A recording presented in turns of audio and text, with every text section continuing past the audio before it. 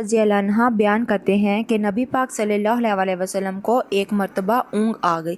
پھر آپ صلی اللہ علیہ وسلم نے مسکرا کر سر اٹھایا تو صحابہ نے پوچھا، اے اللہ کے رسول، آپ کو کس چیز نے ہوش کیا؟ آپ صلی اللہ علیہ وسلم نے فرمایا، ابھی مجھ پر ایک سورت نازل ہوئی ہے۔ پھر آپ صلی اللہ علیہ وسلم نے انہیں سورت کوثر کی تلاوت کر کے فرمایا، جانتے ہو کوثر کیا ہے؟